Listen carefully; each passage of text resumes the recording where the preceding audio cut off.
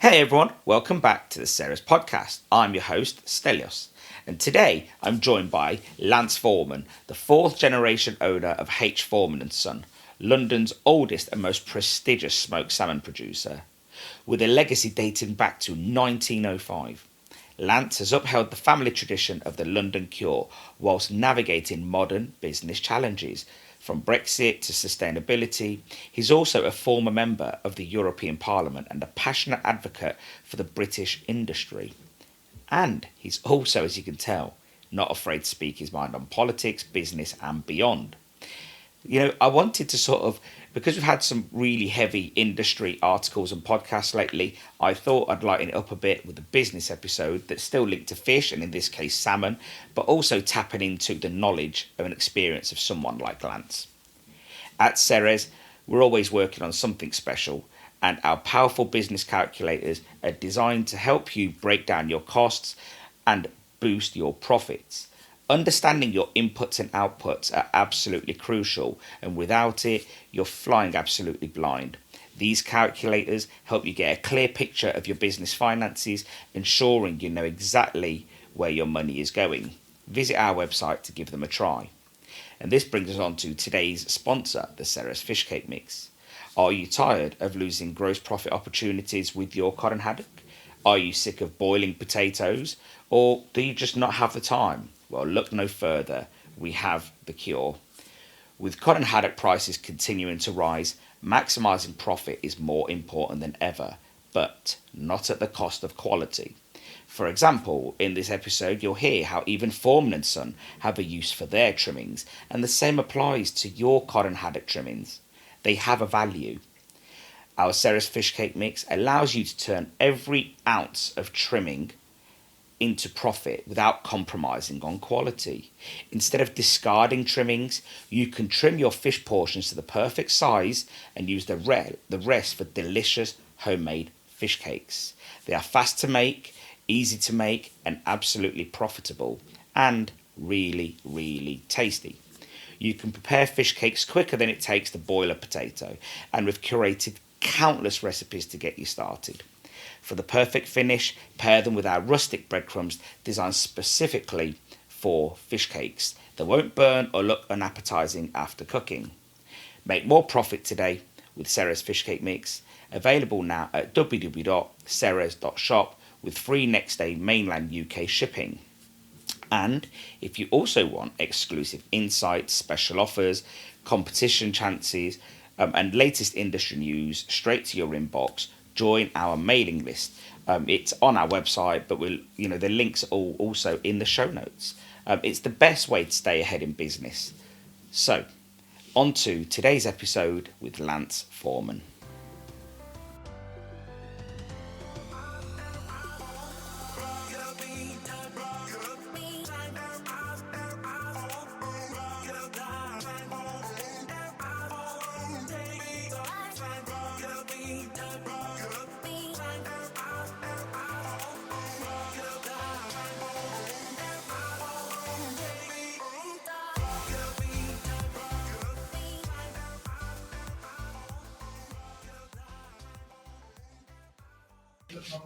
How's it going, Lance? Thanks for joining me today.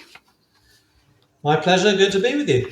I've been following you for some time on Twitter. I think I got in touch with you probably over a year ago. Initially, you were away. Everything went tits up on my end, and I just totally, lost track of everything. And I thought I wanted to sort of get you on because, as I was mentioning earlier, is with you being a high-profile business person in London, a very successful business. You have experience in politics. You've dabbled in lots of different things, but also your main business, you are your business is over 100 years old, 120 something years old. Obviously, you weren't there at the beginning, but it's interesting. I like to get, Feels like it. yeah, it feels like it, but I guess it gets repetitive after a while, I guess. So for those listening, tell us a little bit about Lance Forman and Forman and Son. Okay. Well, you're absolutely right. I am in business. I have been involved in politics, and my business is dealing with oily fish. So very similar to politics, really. I bet it is. I run a family business which is now in its fourth generation. It's called H. Forman and Son, and we are the world's oldest producer of smoked salmon. At least I've been saying that for the last 20 years or so, and nobody has said to me, "No, you're not, Mr. Forman," so it must be true. And this business was started by my great grandfather back in 1905. And often family businesses self destruct in the third generation. That's what they're saying. So we're not sure what happens with the fourth, whether the cycle starts again or the decline just continues, but time will tell. And yeah, over the years, we've supplied, some of the most famous restaurants, hotels, chefs, food stores, and the business is always, it's always evolving and changing. You can never rest on your laurels, even after 100 years. You're as good as your last sale, or your last meal, or whatever it is. So you've just got to, pressure's always there to make sure that the business delivers for its customers, its staff, and so on. I guess one thing I was sort of thinking about earlier when I was just reading up and watching some videos on you guys is like one of the things that might have been a thing back in the olden days or the early days was I guess people would have just bought a chunk with bone in and sides. It would be the whole thing maybe, or it wouldn't have been as manicured as what salmon would be today. Let's say, is that a fair assessment? Certainly, yeah. When I joined the business back in 1994, most of the smoked salmon we were selling were literally sides of smoked salmon straight out of the kiln. The Savoy Hotel would order 40 on a Thursday, another 50 on a Friday, and another, I don't know, similar amount on a Saturday. And they would have teams of chefs literally, trimming them up, taking the bones out, ready to carve it, either in front of customers, wheeling the trolley along in the restaurant, or just pre-plating it for a big banquet. And that just doesn't happen anymore now. I mean, to a very small extent, but by and large, that doesn't happen. Chefs just don't have the skills, they don't have the knowledge. Smoked salmon, to a great extent, has completely lost its way as a gourmet food. It used to be, I would say, one of the most popular gourmet foods across, not just the UK, but across the entire Western world through much of the 20th century. And you speak to a lot of chefs nowadays and consumers, they don't even understand what smoked salmon is about. And since the onset of salmon farming in, I would say, the late 70s, early 80s, smoked salmon has, by and large, changed from being this sort of gourmet food to being, another mass production product. And the way in which it's produced now is so different. And the end product's just not as good. Often it's quite, slimy and smoky. And, we speak to consumers and they tell us they don't like smoked salmon quite a lot of the time. We might be doing a tasting event. We might be at some big, some big event, Chelsea Flower Show, something like that. And we'll have a little kiosk offering people, carving little tasters. And as people are sort of standing by, we'll say, "Oh, madam, sir, do you want to try a bit of smoked salmon?" And they go, "No, it's fine, thanks." And, if you go back 30 years ago and would have done the same thing, they would have said, "What, you're giving away smoked salmon? I'll just stand here and you just keep feeding me." Yeah. That's what they would have said. But now the instant reaction is, no, it's fine. And we say, "Go on, have a little taste." And they go, "Not that keen." We say, "Go on, don't be embarrassed. Just, if you don't like it, you can spit it out, but just have a try." And they taste it, and the reaction is always the same. They always go, "Oh my God, if I knew it tasted like that, I would never have said no." And the problem is that, as I say, mass production of smoked salmon now has changed the nature of the product. It's all about producing it to a price, so they buy the cheapest fish. They don't dry cure it, which is the whole purpose of salmon smoking. It's to cure it, to take the moisture out, to preserve it. And then the smoke was, go back 100 years, the smoking of the salmon was literally to provide a protective seal around this cured salmon so that no bacteria could get into the fish. It was not to give the salmon an overpowering flavour. If you had, wild salmon was always known as the king of fish. Why would you want it to taste like an ashtray? You just don't. You want to taste the fish. So true. And so the smoke was a seal, not a flavouring. Yeah. And we still do things the way we've been doing it for 100 years. So people that, want proper smoked salmon, come to us. And Well, it does cost more because it costs more to produce, but you do it the people same get way, it. but a bit cleaner, I guess, because I guess 100 years ago they were doing it outside or sort of like very differently, whereas now you're doing it in a very good factory, a very clean factory. And but yeah, it's interesting that I find salmon's gone the same way as chicken to some degree. Chicken was another product that, if you had chicken on a Sunday, in the 70s, it would have been a big deal. Oh, chicken. Well, you've done well. Like now it's like, but I think, and not all smoked salmon, like you say, is the same. It's one thing I wanted to go into really is I know you guys use farmed and wild, but how careful are you and what are you looking for when dealing with farmed to make sure that it is really good? Because you see a lot of horror stories about that. Look, the most important thing about fish, the apps, you can talk about all sorts of things, where they've swam, what they've been fed on, you know, how many fish in the cage, all this sort of stuff. Quite frankly, it's nonsense. The only, or by far the most significant thing when it comes to fish, both in terms of taste and indeed nutritional value, is how fresh the fish is. Um, so when we buy our salmon, we only use Scottish salmon. And the reason we only use Scottish salmon is because we can get the fish within a couple of days of it coming out of water. Now, almost three quarters, certainly two thirds, maybe even three quarters of salmon sold in the UK today is Norwegian salmon. And the reason people buy it is because it's consistently 10 to 15% cheaper than Scottish salmon, because the Norwegian industry is about 8 times the size of the Scottish industry. It's the same players. The salmon farms in Scotland are owned by these Norwegian companies in most cases. And the way it's farmed is very, very similar. So it's all pretty much the same. But the difference is that it takes 5 days to get the fish from Norway to the UK. So it's never as fresh. Now, a fresh fish has a shelf life of about a week, and it certainly tastes better on day one than it does on day two, and day two than day seven. So, why, if you've lost 5 days just getting the fish from Norway to the UK before you've even started curing it and smoking it, it's just not going to taste very nice. And however, if you smother it with tons of smoke and add sugar to take away the bitterness of the smoke, you can mask the fact that the quality of the fish you're using just isn't that good. And that's what the industry tends to do. They buy cheap salmon. Even some of the smoked salmon producers in Scotland will use Norwegian fish because it's cheaper, and they'll call it Scottish smoked salmon because they're smoking it in Scotland. There, yeah. Yeah, so it's it really is. Freshness is really the key to everything when it comes to fish. And it makes me laugh sometimes. I read the marketing blurb that people put on their packets of smoked salmon, and I've read things like, after we smoke our salmon, we leave it to mature for 3 days before we carve it. Okay. Fish does not mature; it goes off. All right, you can't age a fish. It's not like cheese or wine or aging beef or whatever, or lamb. Fish just goes off. So you really want to use the freshest fish you can get your hands on, and that makes a huge difference. And that's why we use Scottish salmon. So you don't have to then worry about the intensive farming or the lice or anything like that, because that's not happening in that area, in that region. Well, look.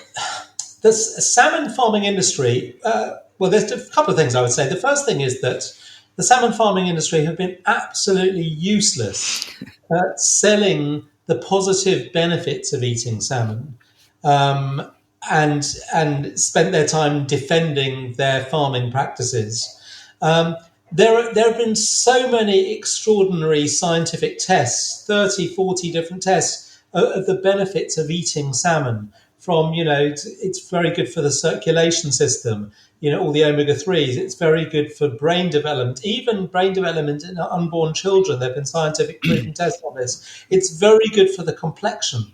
There's this very famous doctor in New York called Dr. Perricone, who is like a cosmetic, specialist for all these sort of celebrities and so on. And he basically says to them, if you eat salmon every day for breakfast, lunch and dinner, you forget all my lotions and potions. You don't need them. So salmon has tons and tons of proven benefits. In fact, I remember during COVID, everyone was talking about needing vitamin D because it's very good for the immune system.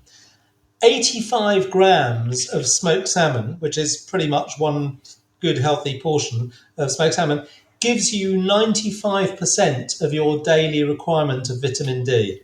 So it's like liquid sun, well, not liquid sunshine. It's sun, it's a plate of sunshine. It's a very, very healthy food. So as I say, the salmon farmers haven't really been talking about that enough. They have come under criticism for various farming practices. 10 to 15 years ago, it was about antibiotics. Everyone was concerned that they were feeding the fish antibiotics.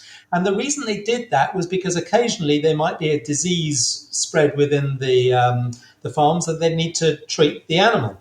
And then it started happening routinely. And so consumers quite rightly said, should we be eating fish that has been given antibiotics? Because if we do, it might mean that we don't have an immunity. Antibiotics won't work on us as humans.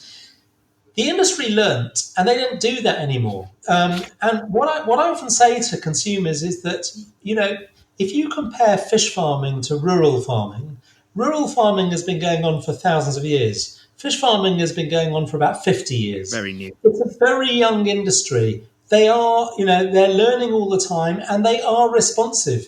And they have to be responsive because in today's day and age, if you don't respond positively to stuff, particularly on social media, you're going to get absolutely hammered. Yeah. So you have to be responsive. And I think they do an amazing job. And I would say to anyone, go to Scotland and go and have a look at a salmon farm. You would be perfectly happy to take a fish straight out of the water, cut it and have sashimi sliced straight from that fish. It's very, very well managed, very well controlled. And as I say, the fish are, super, super healthy. Yeah, no, absolutely. I think for me, and again, I think for me, it's where you buy it from as a consumer as well. If you're literally buying, I know everyone has budgetary constraints, so everyone should buy it to what they can afford. But I think if you wanted it as a treat and bought the best you can at the time, I think that's the best way to go about it. Because I think you're right. Otherwise, it's coming in a vac pack. It's going to be a bit sloppy and sweaty. It's not going to be that nice. So I think it's one of those things that I don't eat a lot of lately because of my local supermarkets don't carry great salmon. So smoked salmon, shall I say. So for me, I just rather have it every now and then and enjoy it. And I think, so yeah, I'm torn, if you get what I mean. Yeah, look, if something is expensive, it doesn't mean it's good. That's right. But if something's cheap, it can't be good because you can't be using good ingredients. So if something's expensive, it could be that you're just being completely ripped off. But on the other hand, if you're using the best ingredients and doing things in a very traditional way, which is just more expensive to do, doing it by hand, for example, every step of what we do is completely hand prepared. 99% of the industry nowadays is completely mass produced.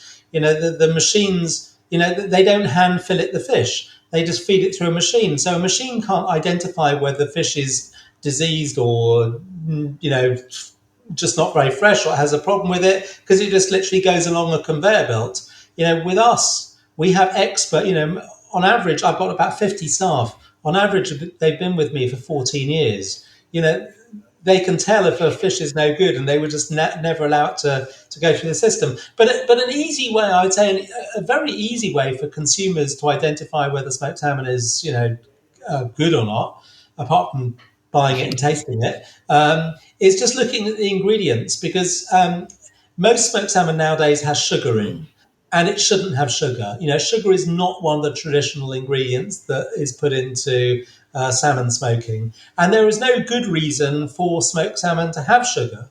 And indeed, sugar has become, one of these ingredients that's added to so many mass-produced foods nowadays to sweeten it, to, entice people to buy more of it. And it's just it's become very unhealthy. That's why, we have an obesity crisis because there's far too much sugar in our foods. But sugar is added in the smoked salmon process by mass producers for a number of different reasons, and none of them are good reasons. So the first reason, as I mentioned, is that a lot of smoked salmon is just too smoky because, in some respects, the producers don't really want you to taste the salmon because the salmon they're buying is cheap, less fresh fish. And if you add a lot of smoke, you can't, taste it. And if your consumers think that smoked salmon is meant to be salmon with a very heavy smoky flavour, then fair enough. But the sugar will take away the business of the smokes. That's one reason. A second reason is that the traditional curing process is a preserving process. How do you preserve food? You preserve food by taking the moisture out of the food, because that's where the bacterial activity happens, in the water. So by removing the water and drying it out, that's how you preserve it. So how do you preserve salmon? You do it by sprinkling salt, dry salt, onto the fish. And if you salt the fish, and if you weigh that salmon fillet, and then you weigh it 24 hours later after it's been salted, it will lose up to 10% of its weight. And that's that's the whole purpose, to take the moisture out. Now, if you're selling fish by the kilo and you lose 10% of your weight, you've lost 10% of your turnover.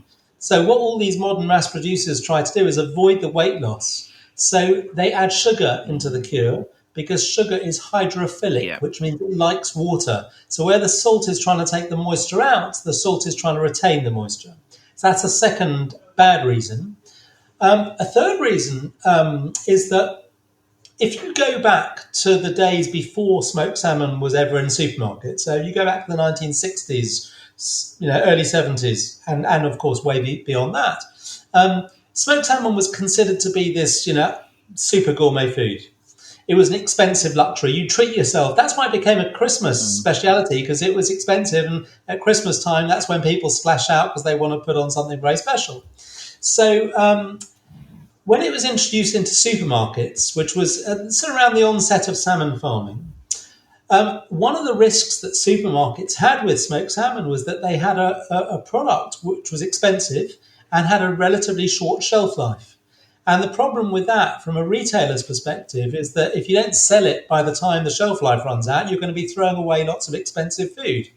So what they did was they encouraged the producers to make the product, with a longer shelf life.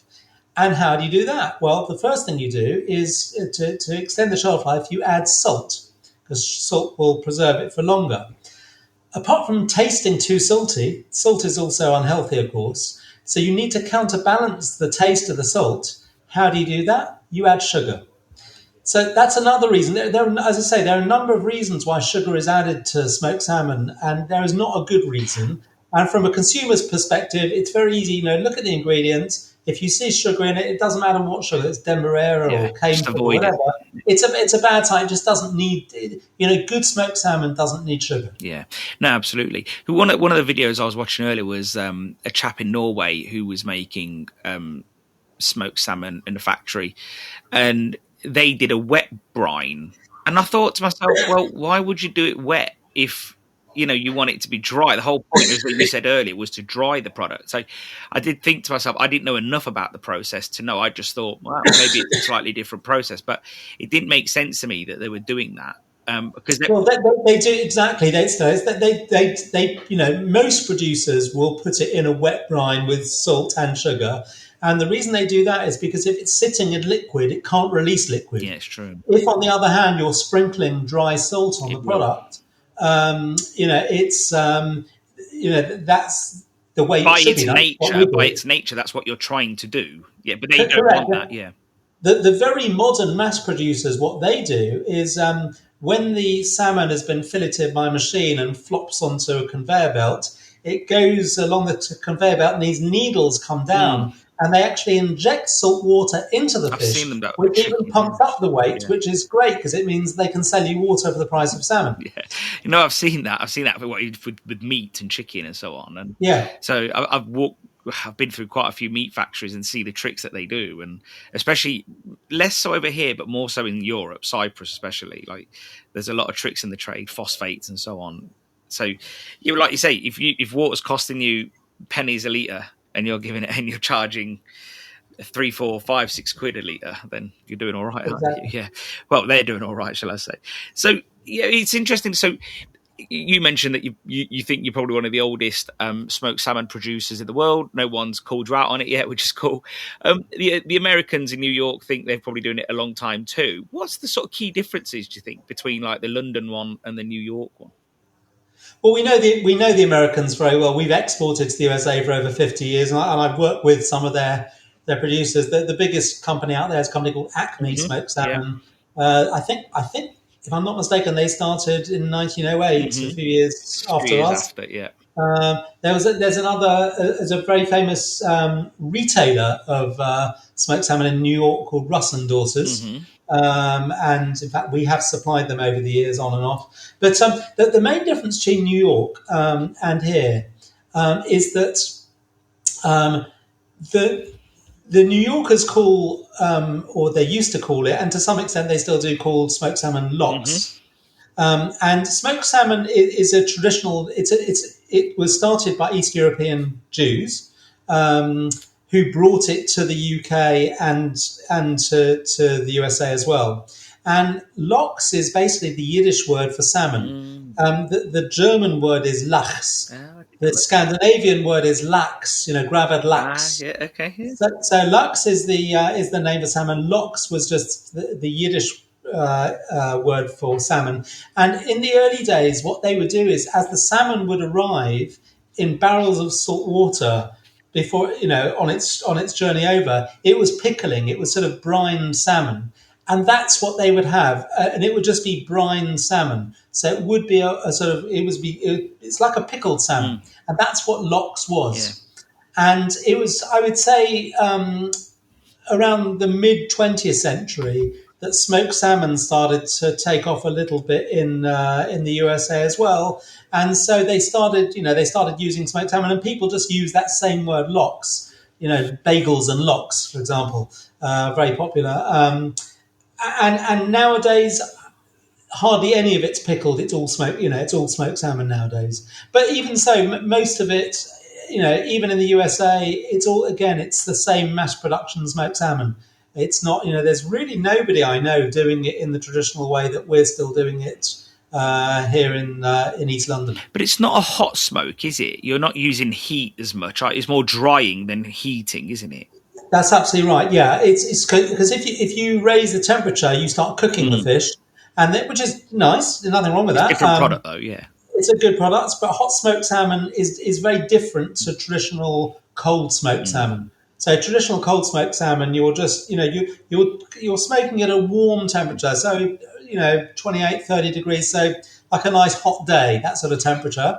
And if you cook it, it starts to go flaky, and as people would know if they're cooking salmon, and then you could never carve it very finely. Mm. So Yeah, 'cause it'd you just don't want flake to. off, wouldn't it? Yeah.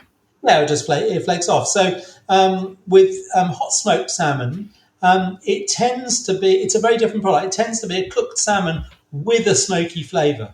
Mm. Whereas traditional cold smoked salmon, you just get a hint of the smoke, but it would almost be like almost like a sashimi Yeah, sort of that's right. type of slice. But you get this, having dried out the salmon, you get this concentrated salmon flavour, which, if it's very fresh, is absolutely delicious, and just a tiny hint of the smoke. Are Japanese into smoked salmon? Do they like it? I know they like raw fish. Not But no, really, no. no. The Japanese never really did it. They just went for the raw The fish for raw fish. sashimi. Yeah.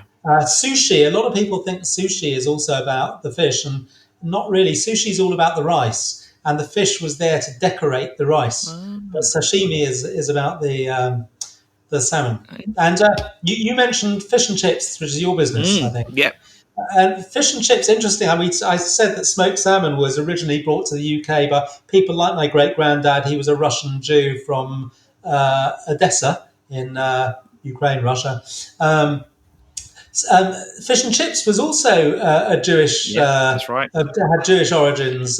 Portuguese Juice.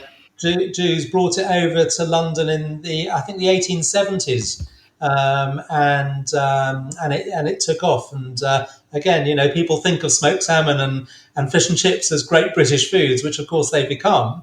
But both of them have Jewish origins. It's weird how something comes from abroad and actually becomes a local product. So like, like a lot of Indian dishes, for argument's sake, you wouldn't find in India. They're classic British dishes, and chicken tikka yeah, masala. exactly. It's strange, isn't it? But I guess But then with smoked salmon, again, a lot of people think that it originated in Scotland. Now, to some extent, you could say that it did, but it never became a gourmet food in Scotland. The Scots have been smoking salmon to preserve it for a few, 100 years, actually.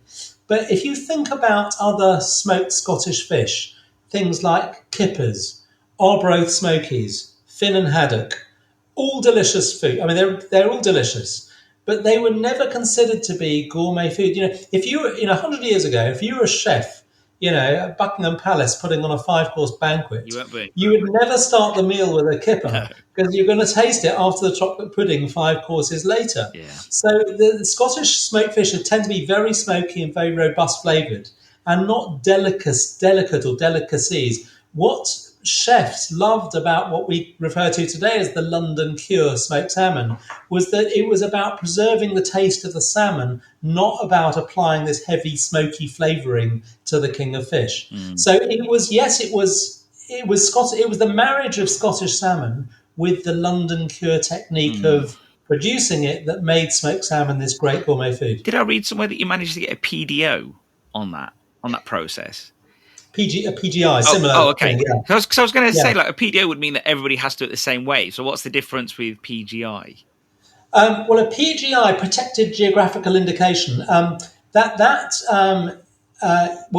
you put in the application, you have to basically demonstrate that you can demonstrate some sort of geographic area where this food originated from, and you have to be able to define it. And the second thing is there has to be a methodology by which it's produced. And if you can prove both of those things, then you can, assuming there is, that accreditation, then you can join up with that accreditation, or you can apply for it. I decided to apply back in 2012 or 2013 because I sort of felt that, London Cure smoked salmon, did have that history, and we haven't changed our methods for 100 years. Let's apply. It took 5 years for the application to come through. It was typical mad bureaucracy. So the way it happened was that we have to complete this application, and it has to be written in 2,000 words or less. And we send it through to the office at Department of, I think it was DEFRA. And they go backwards and forwards, asking lots of questions to sort of demonstrate, that it's genuine and so on, and also try to refine the wording and so on. And then once you've got through that stage, they then put it out for public consultation, just to make sure nobody objects to this thing. And that lasts for about 3 months. Oh, wow. And then once they're happy with it, they then submit it to the EU. Because back in 2012, we hadn't Brexited at that point, and so it had to be approved by the EU. Now, here's the funny thing. So it took 2 years to get through DEFRA. Okay. We then applied, they put the application through to the EU, and the EU rejected it straight away. And the reason they rejected it was because when it was translated from English into French for the EU bureaucrats to read it, it was no longer 2,000 words. It was 2,007 words. Seriously, you couldn't make it up, could you? You couldn't make it up, actually. Well, you could. You would make up that. No one would believe you. But it's absolutely bonkers. So we had to put the whole application through again. But we did eventually get it. And it makes you wonder what sort of person looks at that, though. And look, I've got my papers here and looks at it and thinks, oh, no. It's 2007. Like, come on, like who does that? Like, only a bureaucrat. Yeah, exactly. Somebody paid to do useless things all day long. Got nothing better to do than count I'm words. surprised it got done. But it was completely bonkers. But we got it, and we're proud to get it, and we're say it still remains London Cure smoked salmon still remains the only London-based food or drink to have that special status. So Nice. that's quite a big deal. I'm always interested in those sort of things. Like my family's from Cyprus originally, and halloumi, they tried to get. I don't know if Oh, they yeah. actually got it or not, but they went through the process of getting a PDO and like Parmesan and so on. But in Italy, people could agree on what the process was for Parmesan, whereas in Cyprus, no one could agree, which is typical of anything Cypriot, to be honest. And, they couldn't agree whether it was goat's milk. Traditionally is half goat's, half sheep's milk. And everyone just went mad because the profit is in making the cow's milk, because that's where the profit is. Cows make like 9 times more milk than goats, so it's easier. And there was like tankers of milk being spilt in the capital, people going mental. But it's amazing how people get really passionate about food. Like I've always found it really quite crazy how people are willing to sort of go the extra mile about food. Like, look, just like farmers over here, let's say at the moment, Yeah, well, we've had a running argument with another firm that claims to have had the London Cure, but actually their method isn't correct. And Okay. we've said, look, if you're not using the correct method, just don't call it London Cure, call it something else. Give it its own. So who says what the London Cure is? Well, we defined it because we could demonstrate that this was the method we've been doing for 100 years. Okay, So that was the historic method. I mean, one of the key elements of it is that once the salmon's been smoked, it has this smoky crust that forms around it. It's called the pellicle. I was going to say it begins with P, yeah. The pellicle. So it has that crust. Now, before you eat the salmon, the very first thing you do is you trim off that outer crust, because the outer crust is very smoky. Okay, so you trim that off. You don't throw it away. It's do something with it. It's smoked fish. So we will blitz it up and use it in smoked salmon pâtés, or use it as an ingredient product. We make smoked salmon jerky with it, and we do other things with it. But it's not fine smoked salmon. But when you trim off that outer crust, you lose another 8 to 10% of the weight of the fish. So if obviously you don't trim that off and you can put it in your packets as smoked salmon, you're saving 10% of the cost. And again, and that's what this other firm was doing. So they're claiming they do London Cure smoked salmon, but they weren't trimming the outer crust off. And you often see that again if you just can visualize a packet of smoked salmon in a supermarket, where the machine has sort of gone like this and cut these sort of slices, and you see that sort of slightly brown, chewy edge on each slice. That's it. That is the pellicle. That they're not trimming it off, but I guess because it costs them another 10%, and that's again another reason why you get more smoky flavor, heavily smoke flavored salmon. And they probably leave it because it looks more artisanal, doesn't it? Like better, obviously, but to the consumer, they just think, "Oh, look at that," Maybe I don't think of it like that because I know. No, I know. Yeah, you know the product. Yeah, of course. Yeah. So let's say, for example, when you've got 100-year-old process, give or take, 120-year-old, you want to make things more efficient. You want to invest in the business. When you're looking at capital expenditure, how do you look at that and think, well, actually, that's going to throw our process off too much. That moves us away from where we were. Do you test these things first? You have to go and do some because if you do something and it does make it that much more efficient, it could also make it that the product's not the same either. Yeah, well, we would never employ machinery. Okay. We just don't do it to try and make things quicker or save cost, unless we're absolutely 100% sure the product is not compromised in any way. So we're not completely Luddites. We won't sort of, say, oh, we've been doing this for 100 years like this. And so there was, when we built the factory we're in currently, which was not far off 20 years now, we were introduced to a new way of creating smoke. And we looked at it, and actually we thought this is a real improvement. It's an innovation and it's an improvement, and this is something we can do. So what most people do to smoke their salmon is they buy a sack of sawdust, and they throw that sawdust into this steel barrel. And there's a heating element like a kettle or a toaster, and you turn it on, and then the sawdust starts to catch fire, and as it's burning you keep chucking more sawdust over the flame. So that's the traditional way of doing it. What the complete rogues of our industry do is they don't smoke it at all. They just spray the fish with smoke flavouring, because you have no weight loss if you do that at all, because you're not drying it. and you get this rich, smoky flavour, which sort of misses the point, Yeah. in our opinion. But what we do now is different to the sawdust burning technique. What we do is we take a whole log of oak, okay, just a whole log. It looks like, if you imagine a sort of a table leg, a square sort of table leg, and we put it into this sort of steel contraption, a sort of vise.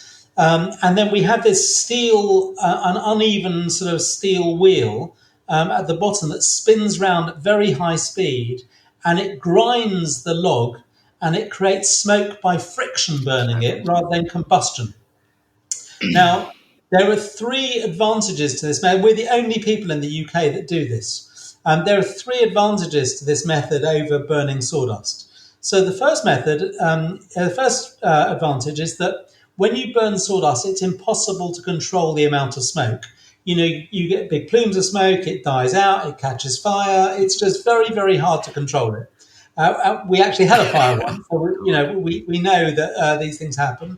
But it's very hard to control the smoke level perfectly. So with the log, you can control the smoke level very precisely by the speed of the wheel that's grinding the log. So if you did want a more intense smoke, which you would do for hot smoking, You'd because the want fish more don't need friction. kiln for it. Exactly. You just you speed up the wheel and you get a much more intense smoke coming off the grinding of the log. The second advantage is that when you buy a bag of sawdust, you're never really quite sure what there could be impurities there. There could have been varnishes or lacquers that were on the wood that became the sawdust. So you're never really quite sure what it is you're burning. When you burn this log of wood, you can see it. Oh, it's just a piece of wood that's been dried. There's nothing more to it. There's no impurities or chemicals in it at all. So it's much purer. And then the third thing is that when you burn a sack of, these sacks weigh 25 kilos. So when you burn a sack of sawdust, to create the same amount of smoke with a solid, very dense piece of wood, you need a 6 kilo log to produce the same amount of smoke. So you're chopping down, using the sawdust method, you're chopping down 4 times as many trees in burning it than you are using the friction method of smoke. So all in all, it's purer, it's more controlled, and it's much more sustainable in terms of, chopping down oak forests. Yeah. So 20 years ago we made this investment, and we now have what we think is a better product, and again quite unique. And talking of investment, I saw one of the videos, one of your videos in the factory, and you were using a Betcher Wizard knife. The circular knife. Now, I know what that is because my dad bought one of those, believe it or not, 20 years ago, the big one that was on the hook, 30 years ago. And he used to use them to slice doner kebab. And so I remember greasing up that all the time. That was my job. And then there was the smaller hand ones, which I think are available now. So, yeah. That was... 30 years ago, most of the industry was using that. And it sort of died out when they invented, machines where you just feed the salmon in one end and it would come out the other end sliced. We still use them, and we do still carve with a knife, a knife as well. And in fact, all our wild salmon is hand carved with a knife. All of our what we call decut smoked salmon, that's where you cut it at an angle rather than laterally through the fish. We do by knife. But we do use those electric wizard blades that sort of whiz round, and we still refer to that as hand slicing. Yeah, I think because you are literally, you do have an expert literally quality controlling every slice that comes off that fish. You are using your hand though as well, which helps. You are, you're holding an electric knife rather than a traditional knife. Yeah, I cut myself so many times on one of those things. Honestly, but my dad. I think they were coming from America directly at the time. There was, I don't know why he got the idea to use one of those, but it made sense because the kebabs were so thinly sliced. Which I guess just like the salmon. And moving to today. So if we fast forward to today, you've got a great business. I follow you on Twitter. One of the things, or X. So tell me about the challenges that your business and your worries for other businesses face in today's climate. I know what I face as my business and my growth plans, but your business is slightly different and a lot bigger. So tell us what your sort of concerns are. Well, we're not a big business actually. So people think that we're a much bigger business than we actually are. So our brand name is well known, and that's partly because I've been involved in politics, so people are familiar with the brand. Um, but we're not a big business. We still have a very much a small business, family business mentality. Um, God, where do I start? I mean, it's business is very difficult today. It's very, very challenging. Compliance in every business, not just food production, everything from finance to medicine to every business. The amount of form filling and compliance is just so costly and ridiculous. The bureaucratic control for no real added benefit whatsoever. And it's just got worse and worse and worse. And in fact, the number one reason why family businesses now decide to pack up and just throw in the towel is not because they can't make a profit. It's not because there's no succession and there's no next generation coming up through the business. It's because they just come into work one day and they say, you know what, I'm just completely fed up with this, and now I've got enough cash in the bank to retire and to enjoy the rest of my life, and I'm just fed up with it. And I understand that, and if I was, if somebody said to me, today, would you start the business you're running today? I don't think I would do it. We're doing it because we've been doing it. But to start a business like this is just, be a nightmare and very, very costly. I reckon that somewhere between 15 to 20% of my labour cost is just dealing with compliance, which we didn't have to do 30 years ago, and it's added no real benefit at all. It hasn't made us more efficient. It hasn't made us, improved our product. It's just a lot of nonsense, box ticking for no reason. I'll give you an example. It just sort of demonstrates how crazy some of this stuff is. So throughout our factory, we everything is temperature control. We have the working spaces are set to 10 to 12 degrees. We have fridges, walk-in fridges throughout, freezers as well. And they're all electrically monitored. So, if somebody leaves the fridge door open for too long, an alarm will go off. Now, like any food business, we have to have audits. And we have audits not just from our environmental health, local authority, but, we'll have customers, clients coming to do audits as well. That they have to, because their clients insist that you have, you audit all your suppliers. So one of the things they do when they come and audit is they say that they want to check whether we're monitoring our fridges to make sure the temperature of the food is correct.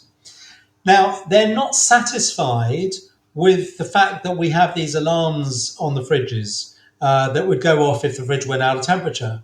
They physically want somebody to go round the factory all day long with a clipboard and a thermometer to check the temperature and write the temperature on a sheet of paper on a clipboard.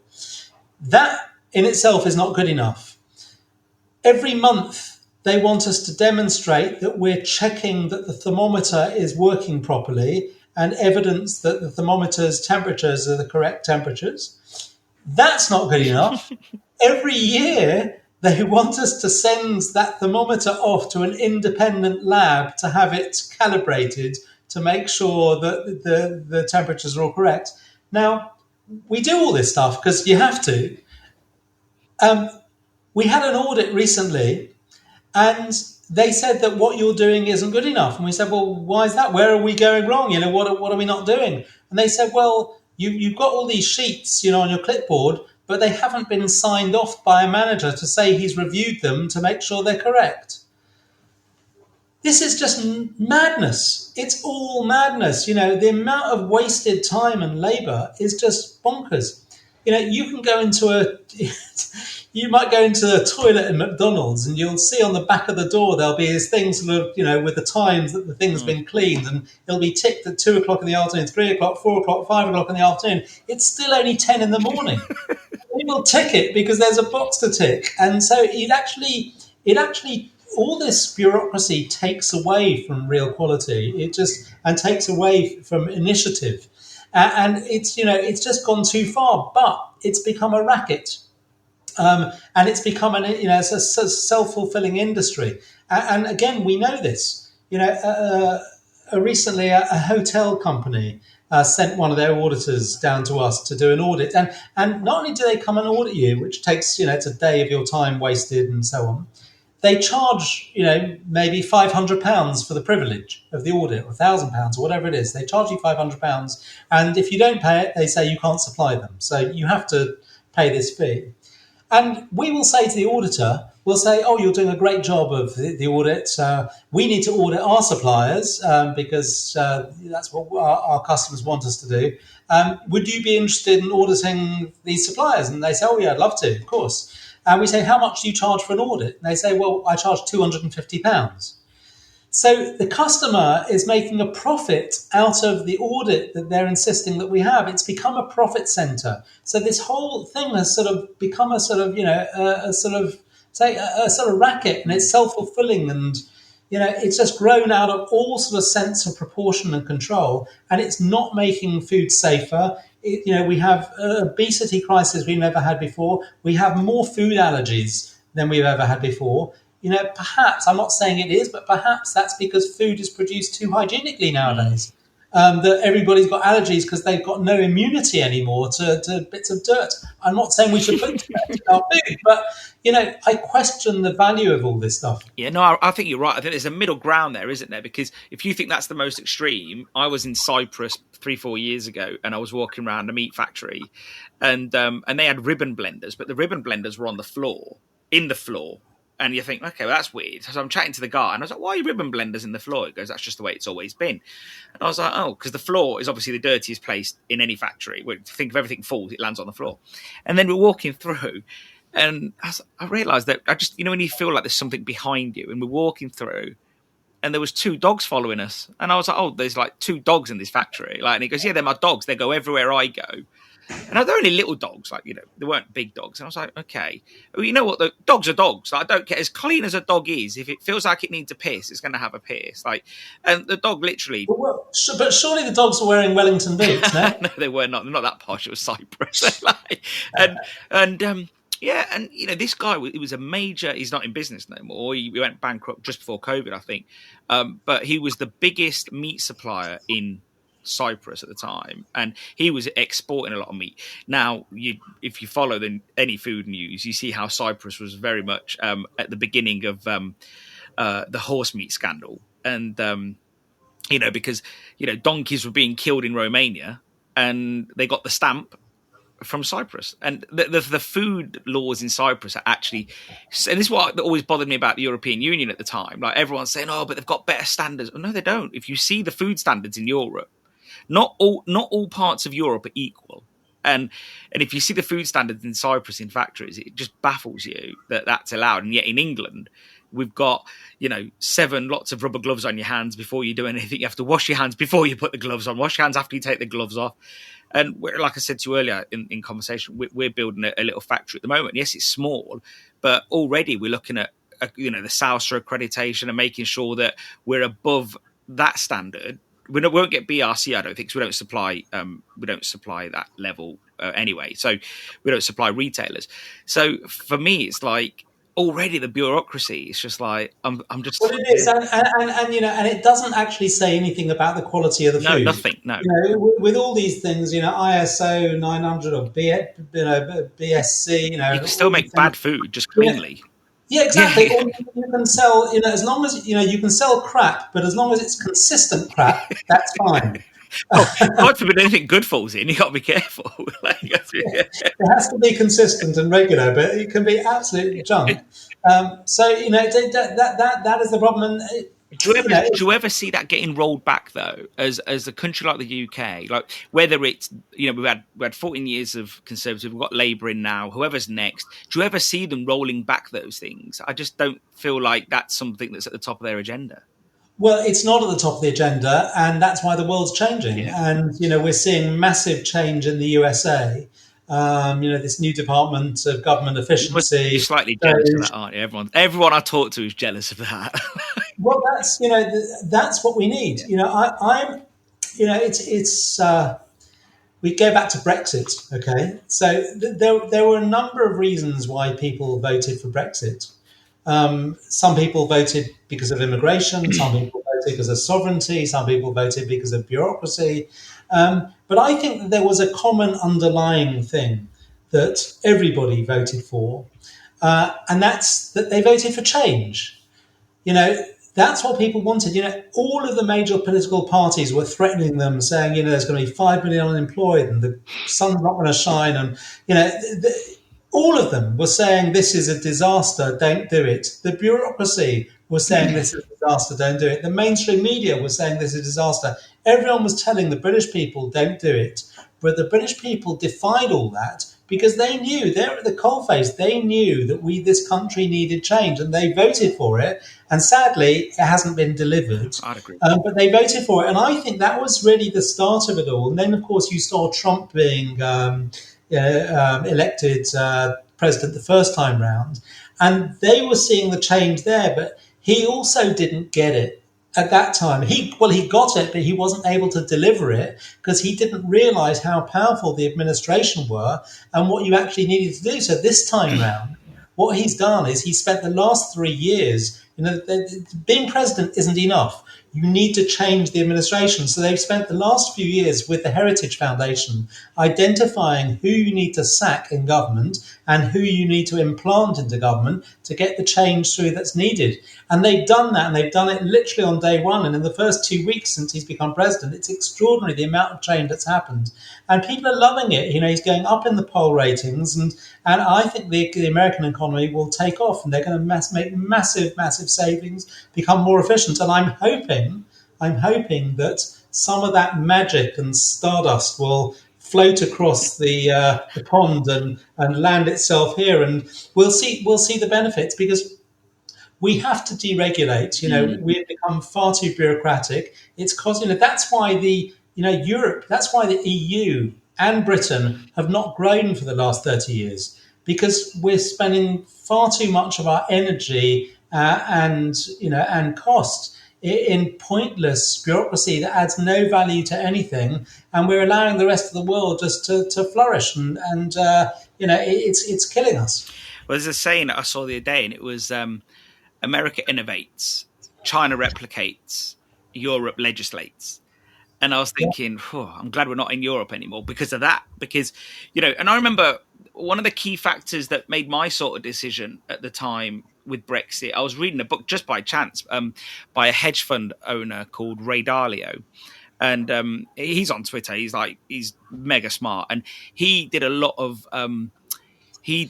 consultancy to the European Union. And he said one of the big, and this was just in the books, I'm reading it at the same sort of time, just by chance. And he says the biggest problem the European Union has got is that all the member states need to agree on something. And he goes, and if anyone runs a business, that great ideas aren't formed on everybody agreeing. So if you then need to have a consensus where everyone agrees, that means you've then got to water down that brilliant idea. And that's what they have to do every time. So every time they get an idea, this is great. And then it starts off in year one as brilliant. And by the time they get to year 6, when they're about to pass it, because they need everyone to do it, they then have to water it down. And it's then a shell of what it was. Exactly. Yeah. It's very hard to get, to agree things when you've got 28 people in the room that all have to agree it, which is why, we in Britain, one of the things that Brexit has allowed us to do is to join other free trade organisations, and we've just joined one called the CPTPP, the Common and Comprehensive and Progressive Trans-Pacific Partnership, which includes countries like Japan and Singapore and Peru and Australia and New Zealand.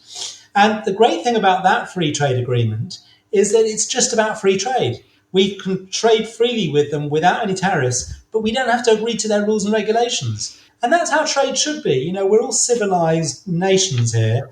There should be mutual recognition of our rules, not harmonization. I've never, ever seen a French person come over to the UK on a holiday and say, I'm not eating your food. They come here because they want it. They might want to have pie and mash or whatever. We go to Italy because we want to enjoy pizza. We don't sort of question their food standards, otherwise we just wouldn't go there. So we're not some sort of, third world sort of country with, standards that don't match others. And it's ridiculous to try and harmonise all these rules and regulations. And, almost 90% of businesses in the UK don't export to the EU at all. I mean, most businesses don't export at all, but even the ones that do, I think it's 87% of businesses don't export to the EU. So why should they have to suffer EU rules and regulations? There's absolutely no reason for it whatsoever. And this is something that, in voting for Brexit, and in passing the legislation, what we've essentially done is we've worked out how to unpick the lock, and we've now unpicked the lock. But what we haven't done is open the door and left the room. We're still in the room. The door's there. We now need to, properly leave and go our own way. And actually, you know what? I'm beginning to think that it's all a bit irrelevant, because I think that the EU is slowly coming to an end as well. In many shapes and forms. So, it might all become irrelevant. I think America's leading the way. Yeah, no, I do. It does look like that. And I think one of the things... So I've got friends that really hate Trump, like hate him. And we probably all know lots of people like that. As a personal person, a lot of people find him abhorrent. However, when Jimmy Carter died, 4 weeks ago? A lot of tweets all over the place, a lot of people that knew of him or were around when he was president said, the nicest president that ever lived, but a terrible president. Yeah. Now, I wasn't around. I'm just repeating what was said. There's something to be said about actually someone being like Trump, that is completely someone that you can't plan his plot, what he's going to do. He's going to say something out really loud. He's going to scare the opposition. He's going to say something very hyperbolic.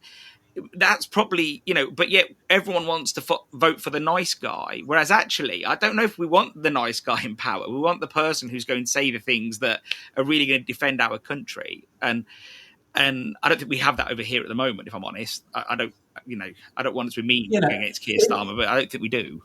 If your house is burning down and somebody comes along from the fire brigade and he beats his wife every night, as long as he puts your fire out, it doesn't really matter. What we want in a president is somebody that's going to improve people's lives. What he's like personally is sort of, it's a nice to have, but it's a bonus. But does it really matter? No, it doesn't. And, people say that Trump is unpredictable. I don't think he is unpredictable, actually. If you look at some of the speeches he was giving 25, 30 years ago, he was saying exactly the same things then as he is now. I think he's very predictable, but he's just strong. Yeah. He's strong. He says what he thinks. He doesn't just say what he thinks people want to hear. And that is the leadership that's been lacking in the Western world. We've had presidents and prime ministers that have been, people pleasers. They've been managers rather than leaders. Yeah. And I think that's what's refreshing now, is that you've got somebody that actually, you know pretty much what Trump's going to say, because we know where he's coming from. And that's sort of, that's what we need. We need strong leadership, because, it's coming from other parts of the world. And the West has been in decline because of our weak leadership. And I think that Trump can turn all that round, and very much needed. You need to lead by strength, like you say. I agree with that. And we export a little bit of product abroad. One notable difference: when he was in power last time, we sent a couple of pallets of product to America. Went through swimmingly. There was no real hang-ups. We provided all the FDA information, all the harmonization codes, you name it, everything was there. It just went, it got there, it was fine. And then about 3 months ago, we sent another lot, probably about 6 months ago, actually. It was about 6 pallets. And it was just horrendous. It was just like we'd given all the paperwork, again, all the same paperwork, and then some more paperwork that they needed, and it almost just felt like they were being tricky on purpose, the FDA, genuinely. Like, where do you ship it into? Atlanta. Okay. So because we had a problem for many years when we'd ship it into New York. Yeah.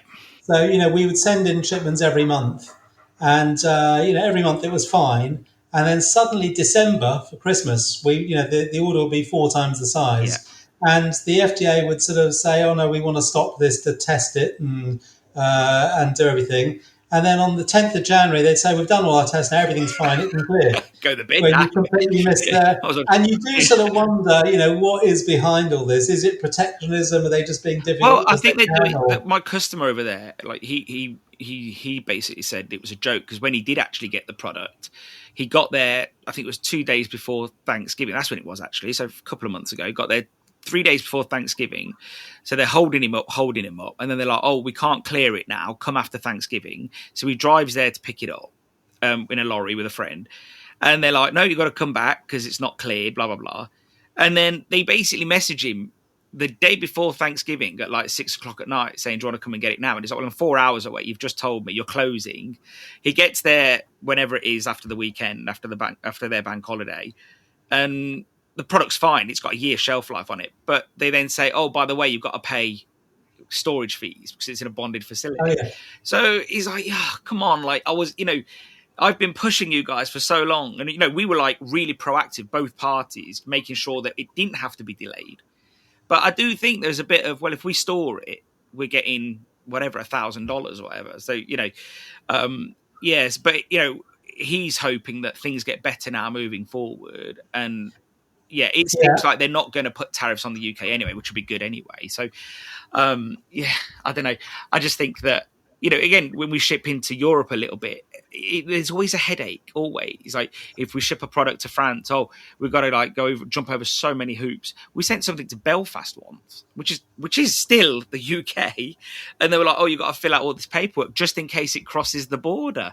And I'm like, "It's a packet of it was a bucket of deep fry cleaner," and I'm like, I don't like. Surely once it lands and gets to its address, we can't have any control over that no more. Like, they're like, no, you've got to fill it out just in case someone takes it to Republic of Ireland. I'm like, God. I mean, what value does all this bureaucracy add to society at large? People in jobs, that's it.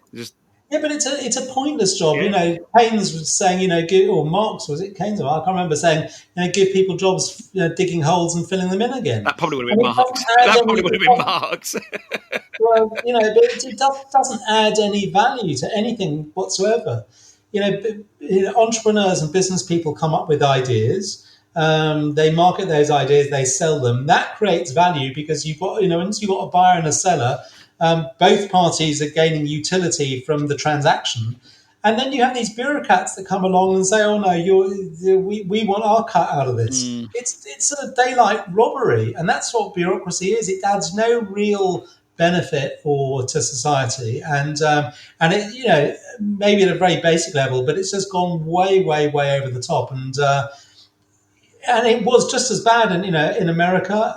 This is a global problem. But I think that now that Trump is in, he's a businessman. He's employed a lot of business people, and business people are at the sharp end of the bureaucratic process, and they know the importance of deregulating. And if you're Rachel Reeves, heaven forbid, but if you're the Chancellor of the Exchequer and you want to grow an economy, there are only two things you need to do. There are literally two things and nothing else. One is you need to reduce business taxes, and two, you need to deregulate. You need to get rid of rules and regulations. And there's no one rule or regulation. There's no silver bullet that's going to do it. These are all, they're all petty, tiny little things.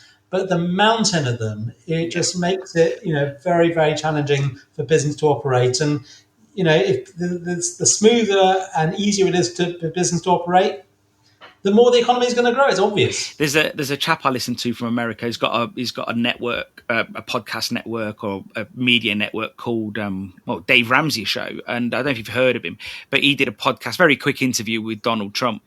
And Donald Trump was just talking, as he does, and he says, we're going to create jobs. And he picked up on this. He goes, look, as a business person, we're both business people. He said, government doesn't create jobs. Government create the conditions for businesses to create jobs. And you know what? When he framed it like that, it made so much sense. And we hear politicians saying we've fixed the job crisis problem. No, you haven't. Businesses did. And you need to make the environment favourable to businesses to operate so that they would employ people. I can't see any of these conditions that they've just put out, how they're making it better for any employer. And, not only with wage increases, well, that always goes up anyway, so that's not the biggest problem. But, with all the NI and then all the red tape that goes with it, you can't fire anybody. It's gonna become a problem. I remember when I first took on our first warehouse, within the first 3 days, we had a problem with somebody. an employee. I got rid of him on the third day. We paid him for the whole week, caused a load of problem. But the way that the new laws are going to be structured is that even on the third day, I don't think I'd be able to get rid of them because they've not been too clear yet. I'd have to have an appraisal, sit down and say, this isn't really working. And you think, come on, like, it's a bit silly, isn't it? Like, it's idiotic. The problem is that none of these people have been involved in running a business no. or starting up a business. They have no concept whatsoever over the stresses and strains. If you're a small business, you employ 3 or 4 people. One person, in many respects, one of those employees, in many respects, has more power than you as their employer because they can sort of hold your business to ransom. If they don't show up, your business is kaput. These politicians, they just assume that a business that employs, a small number of people is the same as the NHS that employs 1.5 million people. It's a very, very different scenario, and it's there's far, far, far, far, far too much power that's given to all employees, certainly in relation to small and medium-sized businesses, and you have to differentiate between those sorts of businesses and massive businesses, where you have a management team that controls thousands of people. You mentioned Rachel Reeves, but one tweet that made me laugh of yours when you said that Rachel in my accounts is, what did you now call her? You said, I have Rachel in accounts, and I can't remember what it was now, but it made me laugh. I said I actually have a Rachel in my accounts. From now on, I'm going to call her the Johnson of the Exchequer.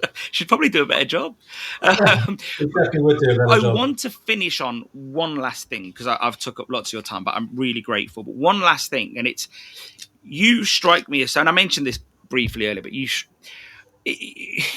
let me phrase this. So we live in a world where there's a lot of things going on, and most business people don't want to talk out of fear of insulting probably a potential customer or employee or anybody that's looking in. You, on the other hand, you don't go antagonize people, but you will stick up for what you view as right. Has that, been an issue? Like, for example, when it was Brexit, you would have spoke about Brexit.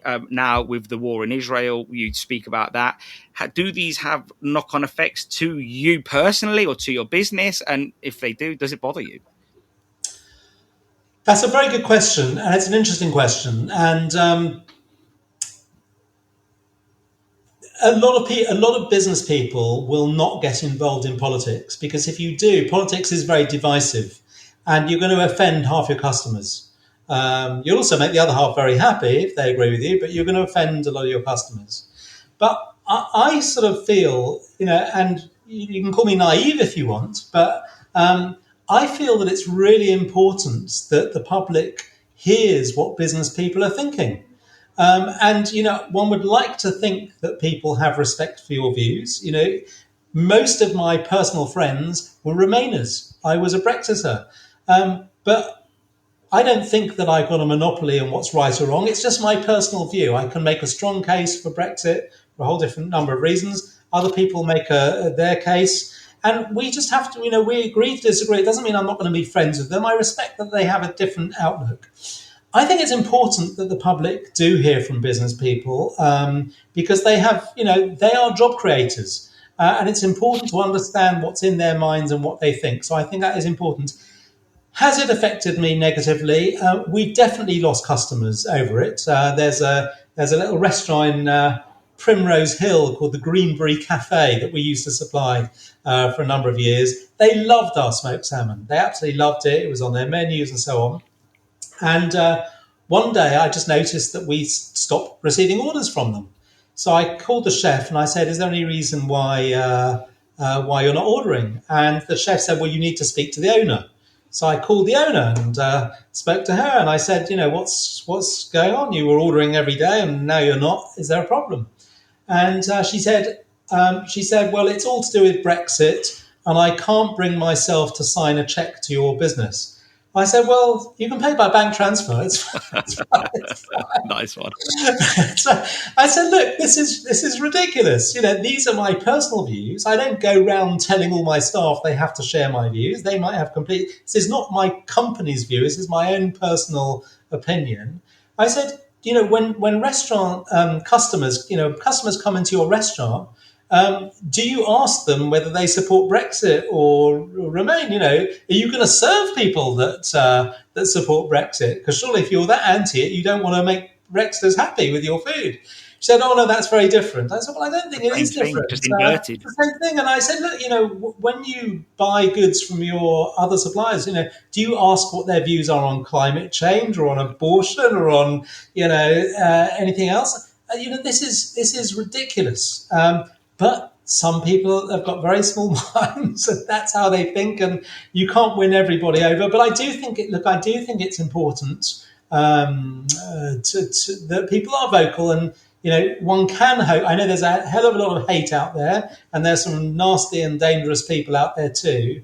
But I think running away from it is not the answer. Twitter, where I'm very active, is quite vile. Um, if there are people that attack me on Twitter and they don't, that their true identities are hidden, they use a pseudonym or whatever. I will often block them if they're prepared to put their correct identities up as I do. Then I'll respect. We'll have an argument, and sometimes it can end up quite friendly. That happens too. But I think that's if I were Elon Musk. One of the things I would do is I would divide Twitter into not so much blue tick and non-blue tick, but into um, uh, people that are prepared to put their identities down and anonymous Twitter. Yeah, Because where I it's anonymous, you can say whatever you like. It's meaningless. It can be hateful. But what value does it add? If you want to write a letter to a newspaper, they won't publish it unless you put your name and address. If you phone a radio station because you want to make your view known, they take your number and they call you back. They don't just take anybody's view.